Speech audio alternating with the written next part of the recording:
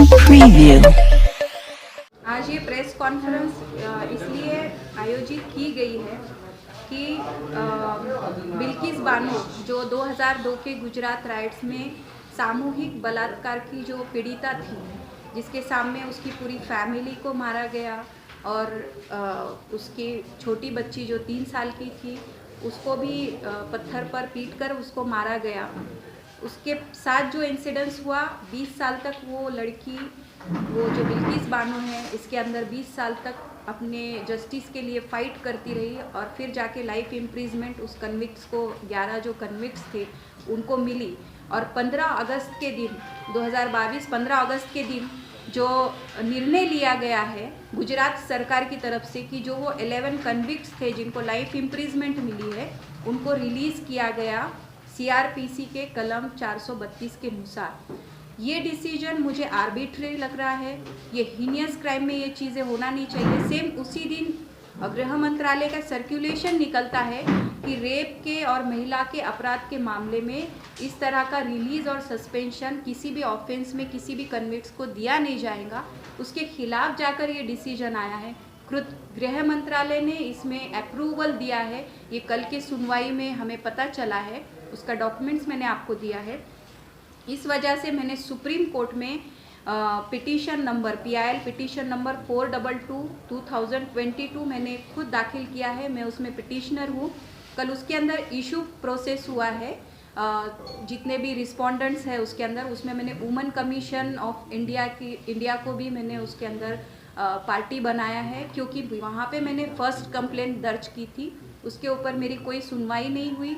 गृह मंत्रालय, भारत सरकार, उनको भी मैंने इसमें पार्टी बनाया है, क्योंकि वहाँ पे भी मैंने जो कंप्लेंट की थी उसका भी मुझे कोई रिप्लाई नहीं आया है। गुजरात सरकार को मैंने इसमें पार्टी किया है, क्योंकि ये ऑर्डर उन्होंने ही पास किया है। वहाँ पे भी मैंने ये ऑर्डर को रद्द करने के लिए कंप्लेंट दर्ज की थी, उसका भी मुझे कोई रिप्लाई नहीं आया है। और जो 11 कन्विक्ट्स है उनके खिलाफ में भी, उनको भी इसमें मैंने पार्टी बनाया है।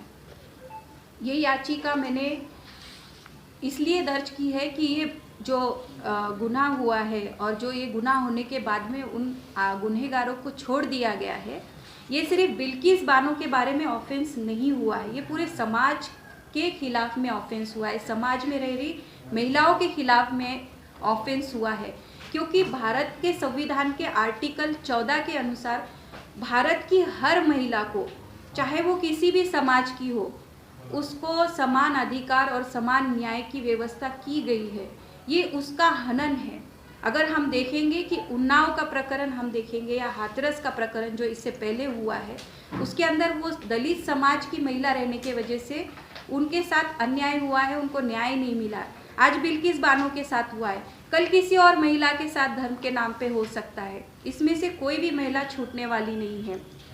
तो इस बात को ध्यान में रखते हुए सभी महिलाओं के बिहाफ में मैंने ये सुप्रीम कोर्ट में PIL दाखिल किया है, जिसकी कल सुनवाई सर्वोच्च न्यायालय में हुई है, जिसके अंदर गुजरात सरकार को और भारत सरकार के गृह मंत्रालय को और वुमेन कमीशन को और जो 11 कन्विक्ट्स थे उनको कोर्ट ने उसके अंदर नोटिस इशू किया है। जिस तरह आपने अंडमान निकोबार की बात की है, IAS ऑफिसर पे मामला दर्ज हुआ है, तो क्या आपको क्या लगता है कि इस तरह के ऑफिसर्स पे मामला जब दर्ज हो रहा है तो फिर ये यहाँ पर क्यों नहीं? अंडमान निकोबार में जो जितेंद्र, क्या नाम है उनका, द हिंदू की रिपोर्ट है, जितेंद्र नारायण, जो IAS ऑफिसर है जिन्होंने सेक्सुअल असॉल्ट का क्राइम किया था, उनकी सिर्फ डिपार्टमेंटल इंक्वायरी हुई थी। और डिपार्टमेंटल इंक्वायरी के बेसिस पे अमित शाह जी ने, जो हमारे गृह मंत्री है, उन्होंने उनको निलंबित किया, तत्काल निलंबित किया। और सेम उसी इंसिडेंट्स पे बिल्किस बानो के जो कन्विक्ट्स है, जो गुनहगार है, उनको रिलीज़ किया गया। तो ये दो जगह, एक जगह ही एक कानून से दो निर्णय कैसे क्या आते हैं? जब उनको एक महिला की फिक्र है तो दूसरे महिला की फिक्र क्यों नहीं है? एक महिला की सुरक्षा के लिए वो गंभीर है तो दूसरी जगह की महिला के लिए वो सुरक्षा के लिए गंभीर क्यों नहीं है? ये प्रश्न भी मैंने उपस्थित किया है। आपको लगता है गुजरात चुनाव को सामने देखते हुए निर्णय लिया गया? ऑब्वियसली गुजरात के चुनाव आए हैं और हम जैसे जानते हैं कि हमारे देश में आजकल आम हो चुका है कि जब भी चुनाव आते हैं तो माइनॉरिटी समाज पे कुछ ना कुछ अटैक करो या फिर कुछ वायलेंस करो या फिर कुछ ऐसे डिसीजन दो या कुछ ऐसे स्टेटमेंट दो जिससे चुनाव जीता जाए। तो मुझे जहाँ तक लग रहा है, या आप सभी को भी ये सब चीज़ें लग रही होंगी कि गुजरात चुनाव के लिए ये मुद्दा को रेस किया गया है।